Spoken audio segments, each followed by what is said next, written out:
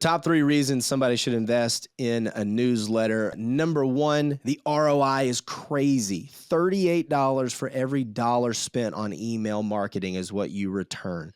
Reason number 2, customer generation. 40 times more customers come from email marketing than from social media marketing alone.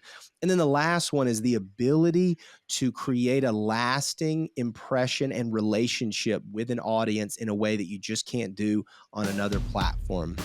Welcome to It Comes Down to This. Today's guest is Reade Milner, a growth strategist and digital marketer who helps businesses scale without losing sight of what actually works. I invited Reade on the show because he brings clarity to the noisy world of marketing, cutting through the trends and focusing on what drives real results. In this episode, we dive into the difference between brand and demand, how to simplify your funnel without sacrificing performance, and why the right message to the right person at the right time still beats every algorithm out there. In today's episode, it comes down to this. Growth isn't about chasing more. It's about knowing what works and doubling down. Reade, welcome to The Marketer. Awesome to have you on the show. Hey, I'm going to give you 5 minutes. Teach me something about newsletters. Well, Monty, thanks so much for having me. So this is the hill that I am willing to die on. It's that email marketing is the most powerful marketing tactic, strategy, whatever you want to call it, that there is. I learned this over about 15 years in digital marketing. Look, it's not to decry or diminish any of the other platforms or strategies or elements that do need to be a part of a marketing campaign or a strategy. But I've seen the numbers and I've seen the staying power that email has. What we talk about a lot today in 2024, right now, newsletters are sexy again, which I can't say that I saw that coming. But it is what it is, and it's something we're very glad that we have invested in over the years because we've got a strong email list. A lot of our clients have a very strong email list because we have consistently plugged away at growing that and investing in email marketing for them. So a little bit of background. I've owned a digital marketing agency for 10 years now. And over that time, we've worked with a few hundred different clients and a few hundred more different projects. And all throughout that, we've seen those stats bear fruit, that email marketing has I believe it's a $38 return for every dollar spent on email marketing. It produces 40 times more customers than social media, which that one blew my mind. I thought that one was way off. And it's also what we think, and this is more of an intangible, but the email list is the only bit of your audience that you truly own, right? If you are utilizing, if you're leveraging, which you should, by the way, YouTube or social media, LinkedIn, Facebook, Twitter, or X, all these different platforms, those platforms, those companies, they own your audience. They can change that algorithm tomorrow, and you no longer have the access that you thought you had with your audience. Email is a different story. You own that relationship. As long as you keep delivering value, your audience will continue to pay attention to you. So that's something that we feel very strongly about at our agency. It's something that we've invested quite heavily in on our own, and we are investing in quite heavily on behalf of our clients. So hopefully that was something of value for you, Monty. Yeah, no doubt about it. I am amazed by those stats, honestly. I had no idea that it was that effective. So we met on LinkedIn, and you impressed me not only with your profile, but the things that you're putting out there are really about newsletters and their effectiveness. I've been in marketing for a long time. Newsletters from an email standpoint is something that I have not really focused on or done a lot with. And I know that there's a big, stigma, if you would, or misconception a lot of times with newsletters in terms of, whether or not people are really looking at them and how you bring value to it. So I'd like to back up and ask you a bunch of questions if I could, Sure. assuming that I just know nothing about newsletters, because I think a lot of people that are going to listen to this particular episode might feel like, oh, I wish they'd start like before, the stats and stuff. Like for instance, how do you go about really building out a list? So if you're, I know a lot of people try and do giveaways and stuff like that and on their websites, but would you walk me through how you go about, not only for yourself, but with clients? How do you determine what that list, number one, should be? And then how do you start gathering it? So it's a great question. And the good thing is that everybody's been there, right? Hmm. Like the biggest email newsletters, the biggest subscriber list you've ever seen, they all started at, well, how do we even, and this is what question we get a lot, where do we go in terms of a platform? Which platform do we use, right? And there's a bunch of good ones, right? So we talk through that, we go through that process. And then it's, how do we get our initial subscribers? What do we say to them for the first time?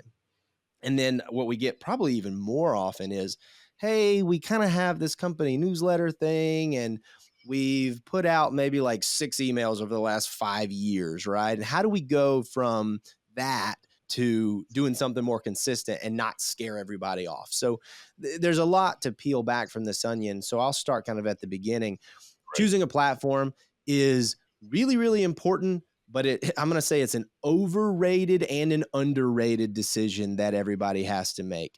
It's underrated in that there are some really, really good and really, really bad platforms.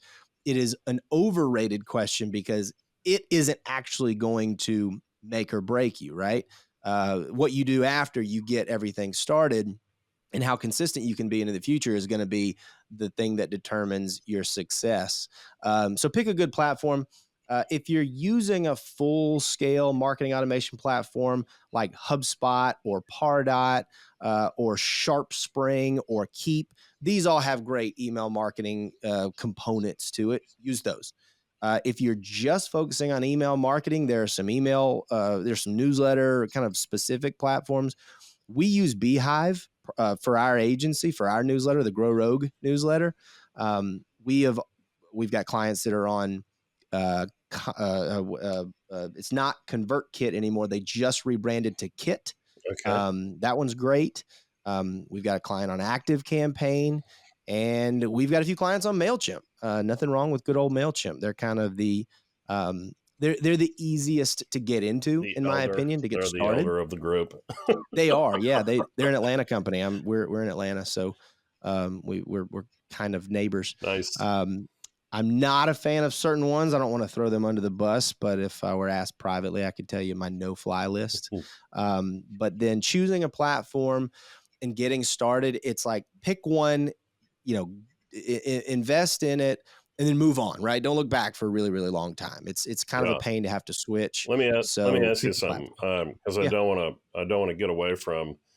I think people that are hearing this will hear, oh, the no-fly list. Why is there a no-fly list? So, without mentioning any names, is it feature specific, or is there a reason why to use one over another?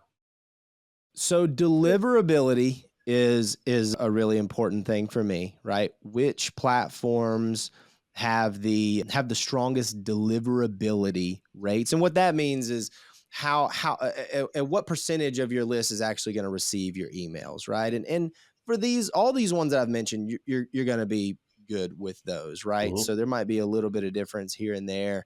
People might say that one is a little bit better than the other, but you want to avoid, I'm going to be honest, you just want to avoid the cheap stuff, right? Okay. Because they're going to get more commonly flagged in by spam filters, and Hmm. you don't want that to happen. So Gotcha. that's a factor that I consider. The other one is ease of use. I do not want to have to bring in a programmer or a developer or Right. frankly a designer every time we want to get an email template created. That's why we like a lot of the ones that we mentioned. They've got these really easy to use. What you see is what you get type editors. I can put together a template for an email. I can reuse that quickly and easily because we know how important consistency is when it comes to having a healthy email newsletter. And so if we're having to if it's an act of Congress every time we need to make a new edition of the newsletter, you're just not going to be very consistent. You're just going to resist and you're not going to do it. Right. So I kind of rabbit trailed us down on That's fine. the platforms and which ones you should use or not. But let's jump back to building your list or creating your list.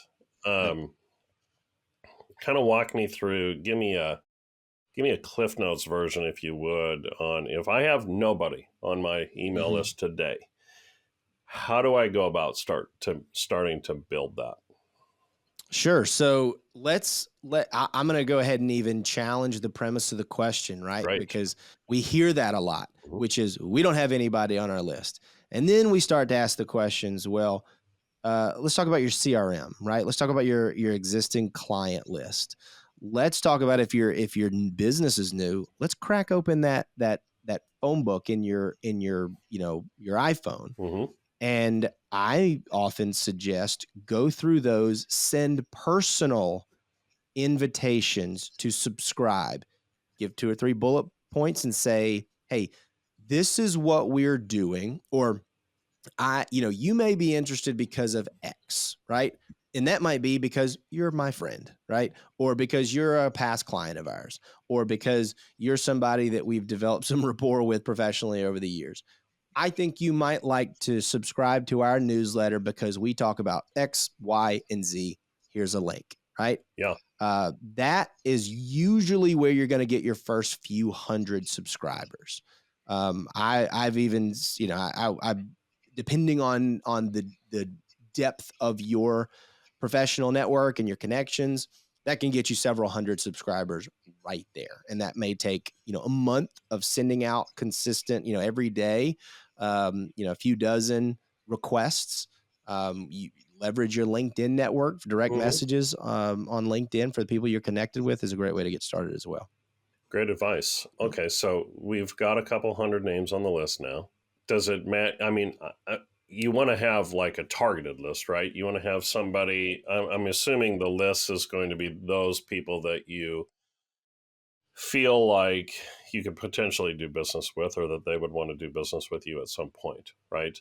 So, and early on, does it necessarily matter? Like, for instance, I focused a lot on LinkedIn over the years, and people would ask me, okay, how should I connect? Who should I connect with? What should I, how should I build up my list, so to speak, right?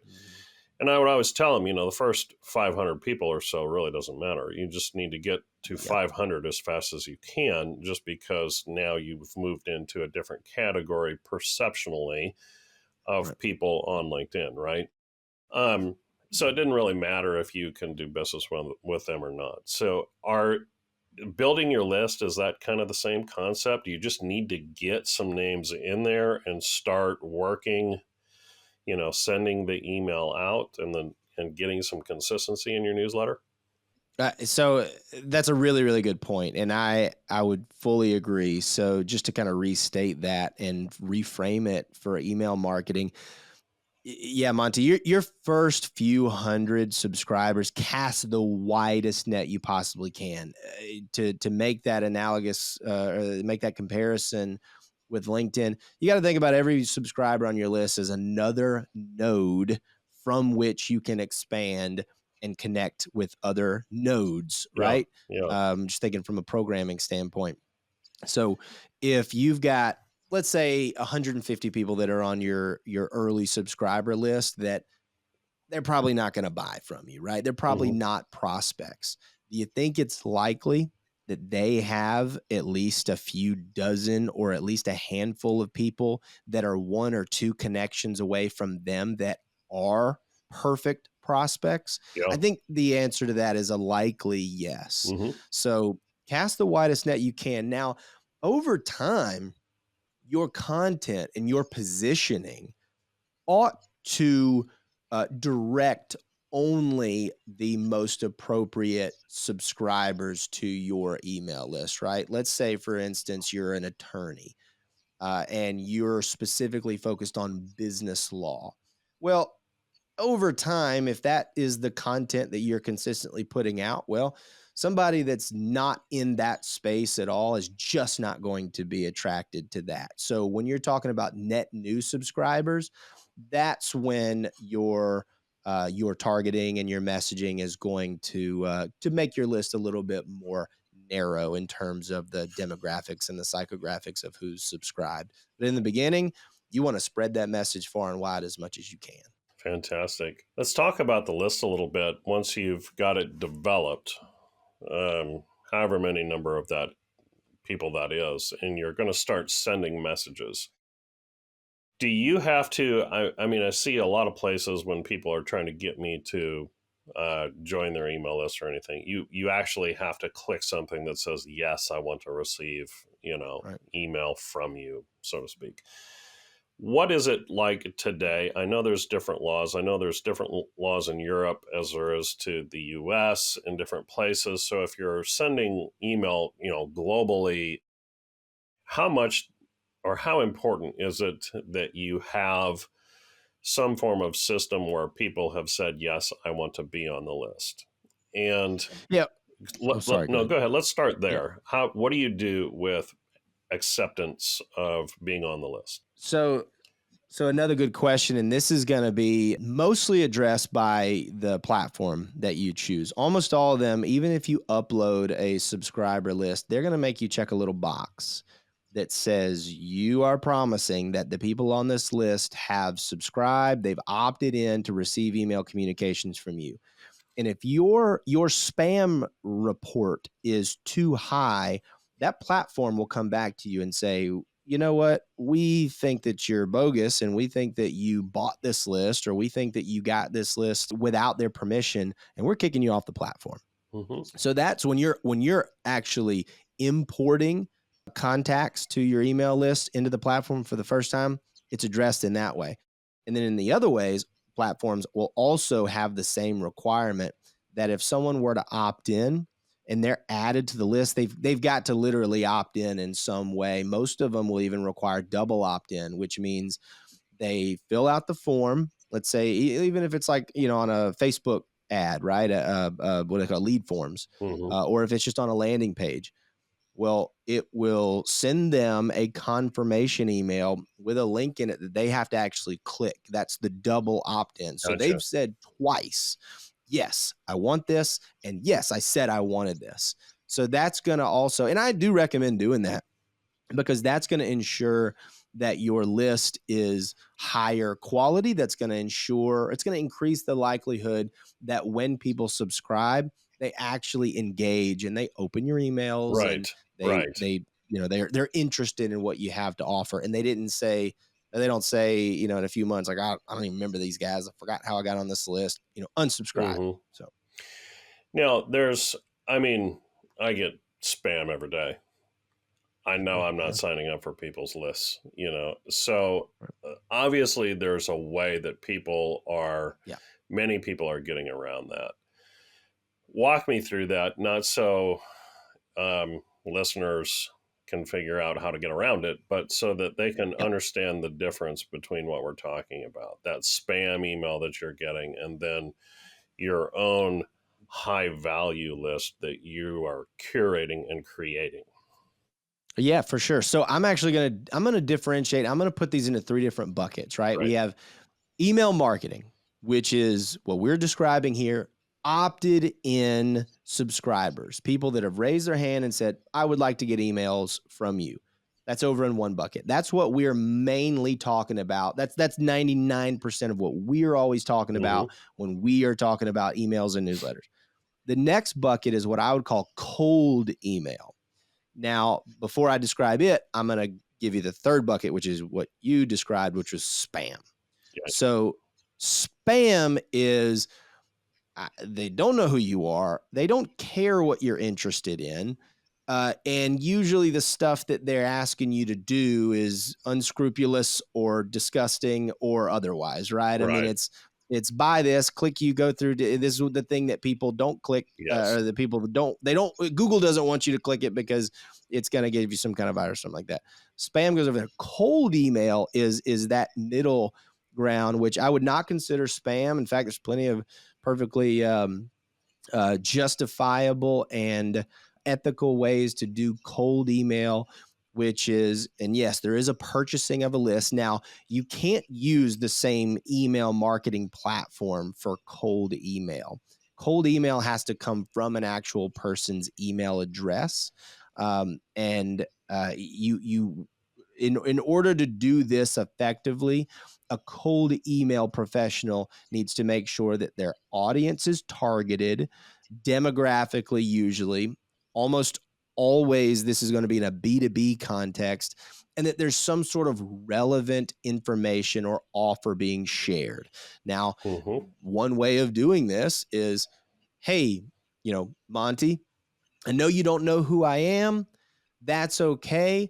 But I wanted to reach out to you because I found your contact on this, or I found that you were a part of this group on Right. LinkedIn or Reddit and thought you might be interested in my newsletter. If Mm-hmm. so, just hit reply and I'll send you the link to subscribe.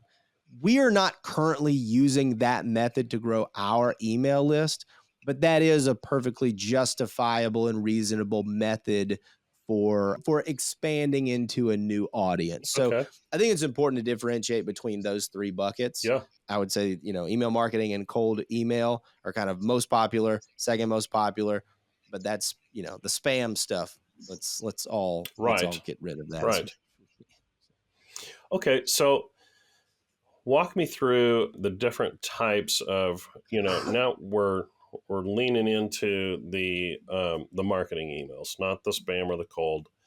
So we're now doing some marketing automation. Walk me through the different types of newsletters, if you would, that you can Yeah. establish. So, like I know for instance, I have a guy that sends me an email about creative writing, or a newsletter, I should say. I signed up for it, newsletter about creative writing, and he just offers all kinds of tips and stuff. Then there's organizations that can share information about what's happening at the organization to people that are Mhm. supporting it and so on. Is there any others? Well, there are a number of different types, and I think I would probably categorize them as news, right? They're Mm-hmm. news oriented, and this is what I think about your what was the one they Morning Brew, right? Okay. Morning Brew, The Hustle, and these similar think daily emails, Mm-hmm. which are, hey, this happened in the world, this is our take on it, and this is where you can learn more about it. Those are extremely high touch, meaning if you're going to run that type of newsletter, be prepared to put, to Yeah. put out content on almost a daily basis. Yeah. You likely need a team in order to implement that. And it needs to be a line item in your P&L dedicated to that. Mm-hmm. There's a personal newsletter, which I see these go anywhere from once, twice a week to, a couple times a month. And this is, think personal brands, build in public type content, which is, hey, I'm running this type of business, or I'm doing this type of experiment, or I work in this field. Here's what I'm learning. Here's what I'm experiencing. Those are great. And then you have company newsletters, which we aim for something in between the personal and the company newsletter. I think the company newsletters can get really stale and boring really fast because you're sanitizing, or Totally. we see companies sanitize it Yes. so much Yes. so that it's just not interesting, Yeah. right? They've made it so bland to appeal to as many people as they can. There's no reason to open it. I call that So we like to website content. incorporate. Those Yeah, I types mean, of it's newsletters, just it's just like, why do I care about this? And who's opening this? It's just exactly, like watching paint dry. exactly. But Yeah, I mean, it's this is on sale, or this, yeah, yeah, employee spotlight. And there are ways to do that well. In fact, I'll even make a comparison, or I'll make an example, or I'll use an example of how to do that well. And what we aim for, again, is that combination, or that in between the personal and the company, which means we're gonna utilize individuals at the company, show their faces, have them be a part of telling stories that are specifically Mm-hmm. relevant and applicable and that have meaning and that have some heart to it in as many ways as we can. So that even though it's coming from a company, even though it's coming from my law firm or my financial advisor, I feel like there's some connection that I can see between that experience that's being shared by that company newsletter and what I'm actually going through as an individual or as an executive or as a Right. professional, whatever that Venn diagram Yeah. overlap between me and that newsletter, the interest that we both that we have. So Fantastic. Um, let's talk a little bit about kind of how you go about putting them together. You mentioned, okay, if you're going to do something daily, you may need a full team to do that. I mean, right. that's a lot of work. Talk to me a little bit about structuring your email, and is there anything that you have found that works better than another? How important is your subject line of that? If somebody's Oh opted yeah. in, how do you lay these out? Like, is the full information all in the email there, and that's where they stay, or are you adding links to different things, going to different blogs? Can you just walk me through a little bit in terms of strategy of how you create them? Absolutely. So I think there's a number of different formats that can work well. Some emails, and we've experimented with this, and this has worked well, all the content in one email, right? Think long form essay style email newsletter. Now, even in those, I'm probably going to provide some links, even if the links are to, support or research that we have for our argument, for our claim that we're making Sure. in that essay, or it is for supporting articles or videos that we've produced that help to strengthen that argument. There's the more sectioned, section off newsletter style, which we've also done and works really well, which is, look, here's a spotlight on this particular Mm-hmm. subtopic. Here's a spotlight on this subtopic. Here's a spotlight on this subtopic. We will include curated content in our newsletter. That's a great way to provide value to your audience without having to come up with completely original content. I'll even give you a little bit of our secret sauce in terms of how we help our clients create content for their newsletter.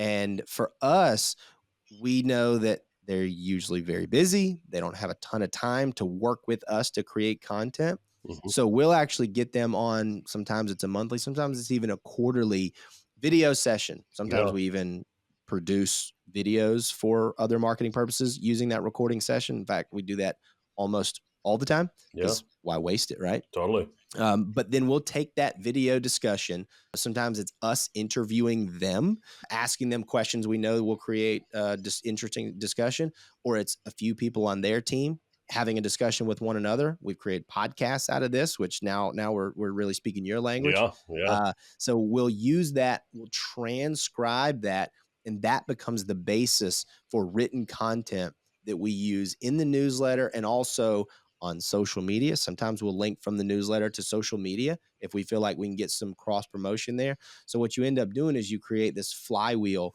of content and distribution, where the more content we make, the more people we have coming in, and then that in a lot of ways will provide the feedback and the questions and the ideas to create new content, which we can then put out on social, which becomes more email marketing content, and then so on and so forth. So that, in terms of a structural plus kind of the operations of an email marketing and email newsletter, is how we've seen some of our success stories, I if think you will. that's great. So it sounds like newsletters are very similar to podcasts in that they almost kind of create their own ecosystem of content that you can distribute on many different channels and in many different ways.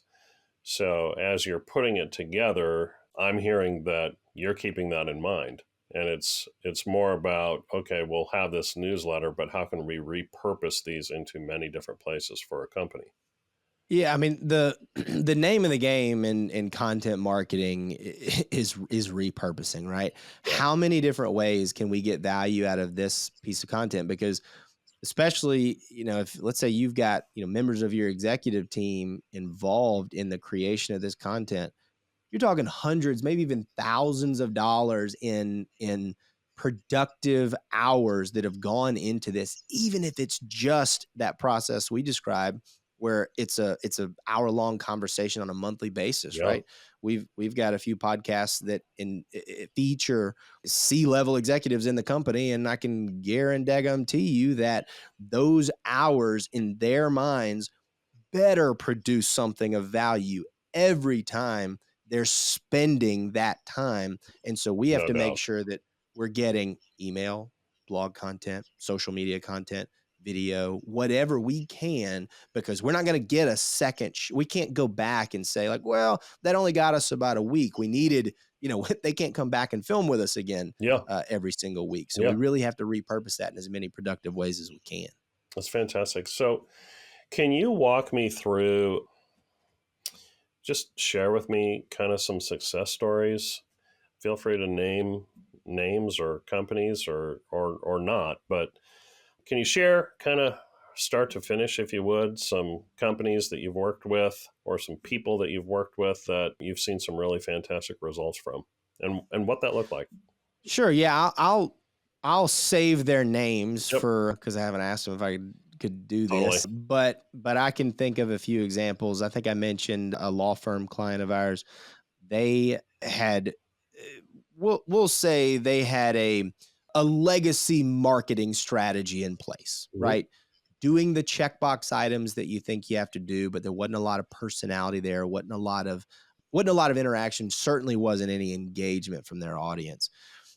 We said, hey, what if we included some faces to this, right? What if we personalized this as much as we could? We actually started a podcast where we filmed once a quarter with several of their attorneys having discussions with one another. We rolled those out over the next 2 or 3 months. Again, we're only taking about an hour of each attorney's time once a quarter, and then using that content, we created an email newsletter that gets, amongst their audience, their list of really high value, high net worth type of clients. So it's not a huge list. We're talking 4 or 5,000, but it's a really, really well targeted and pruned email list. They're getting a ton of feedback. They're getting, 50+% open rates on every Wow. email, which is super high, especially for their industry. And they're getting, even more importantly, they're getting that type of response that drives new business, and not just new business, but it improves that client relationship in meaningful ways. We did one.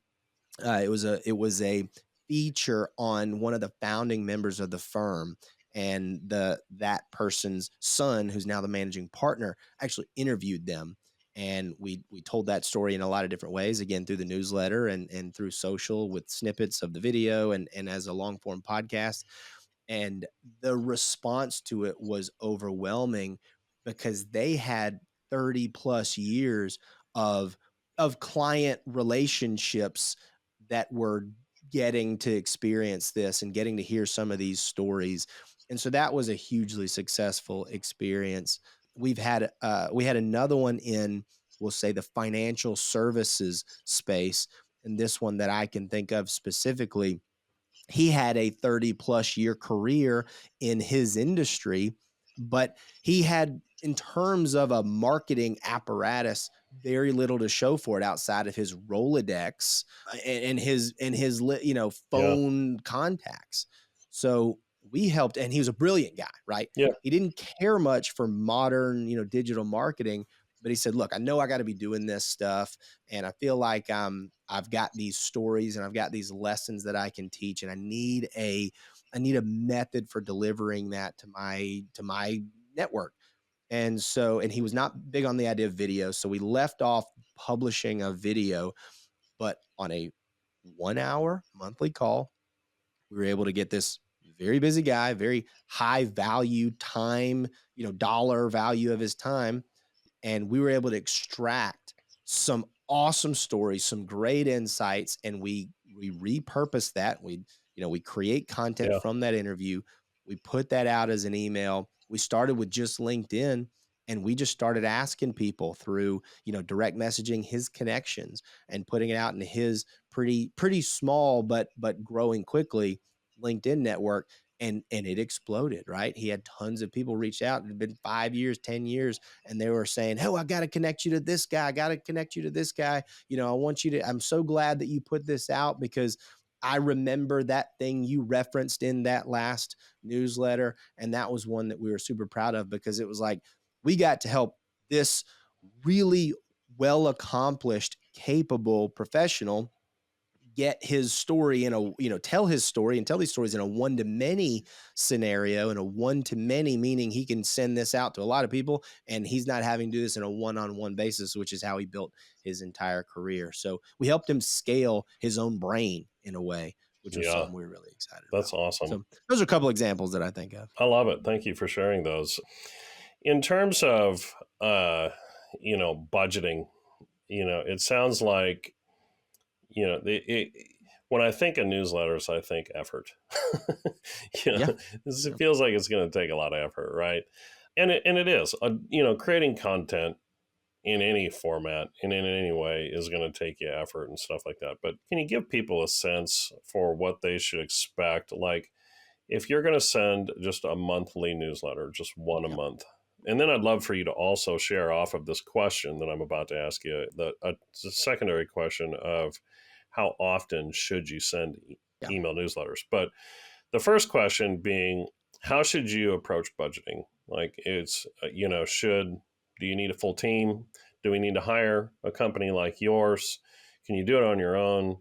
Um, how should you approach the budgeting when you're considering investing in this ecosystem of content, if you would? Sure. I mean, it's another question we get a ton, right? Is what percentage of our marketing budget does it make sense to peel off for this specific bit of allocation, right? And look, if you're starting out, if you're watching this and you're like, "Hey, I just started my business or I'm just starting kind of my personal brand," it's going to take some hustle, right? It's Oh, just going to take some hustle. You're going to have to create that content consistently and make sure you're publishing consistently, and know that without much budget to support it, it's probably going to take you about a year of consistently putting stuff out to have a meaningfully sized audience. Just is what it is. mhm, If you're a small or a mid-sized business and you're already investing in marketing, then this should be a no-brainer, right? I would recommend.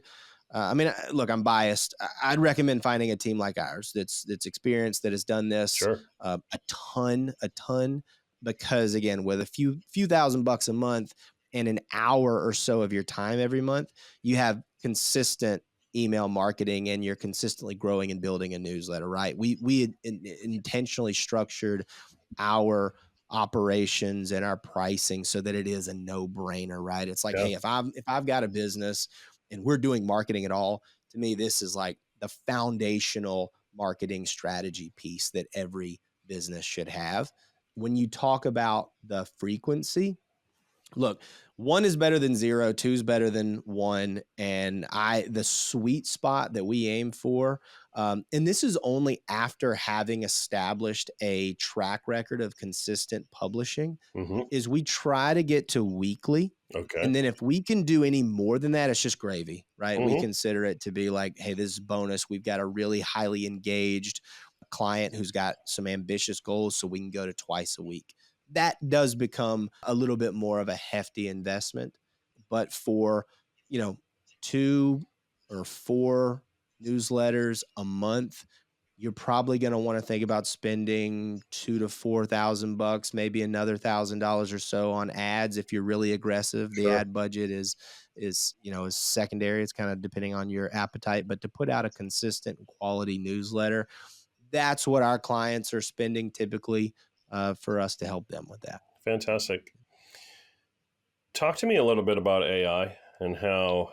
um, how you feel AI is affecting the industry, if you would. Um, People can take transcripts of recordings and throw it in AI and kick out a newsletter, if you would, is, what do you recommend in terms of using AI to make it easier, but does it remove your really personal touch? Does it enhance it? You just can share your thoughts with me on that. Yeah, I mean, the way I see any technology is you need to use it as much as it helps you to do what you're doing better, but not to replace you, right? I think that's where it can get, Mhm. that's where you start to get this really low quality, really predictably sounding content. And you'll start to recognize this everywhere, Totally. right? If you've been doing this, you can see those key words and buzzwords that AI just uses all the time. So for that reason, what we've decided to do is we'll use AI. Like, okay, for example, I had an hour-long call for one of our newsletter clients, and we recorded the call using a tool called Grain. Well, Grain joins a Zoom call Mhm. with you, records the call, transcribes the call, and even creates summaries and action items using AI based on that transcript. Right. It has saved us a ton of time in that aspect of things so that then our writers are able to take that and much more quickly go through the research and preparation stages. So I think that's a good example of how to use AI for good rather than evil, right? And just replacing. Let's not be lazy. Let's Right. leverage it, but let's not rely on it, if that makes Makes sense. total sense to me, and I completely agree with you. You really can tell in most cases where people are leveraging AI, not only in their social media posting, but in newsletters and articles on their blogs and everything else. It becomes very apparent. And I look at it kind of like I was having this conversation with one of my clients just this past week. Where we were talking about having AI assist in some of his social media content. And he said, I look at AI kind of like a new employee. You got to hold their hand a lot. You pretty much have to do most of it for them, but they can save you a little bit of time here or there. And I just thought, that's pretty accurate in terms of how you can use AI. But Grain, I totally agree. I always have my own AI. I happen to use Fireflies that does the Yeah. same thing. Mm-hmm. The benefit to that is you get to lock into the conversation instead of worrying about notes. Totally. And so it's a much higher quality interaction in my mind, which is, to your point, one of the good ways in which you can use AI. So, Reade, this was absolutely amazing. What have I missed to ask you, if anything? Well, Monty, you didn't ask me one time how my summer was going or how my vacation went. No, I'm kidding. No, this is a fantastic conversation. I really appreciate you having me on here. I think that what you do and what I do, I'm so glad that it seems to me that this, kind of digital marketing and content creation industry is one of the most collaborative and supportive communities that I've had the pleasure of being a part of. You get into, we kind of get to be on the periphery of a lot of different industries, and some of them are super cutthroat, super competitive, and I get it, right? Yeah, totally. That's the nature of it.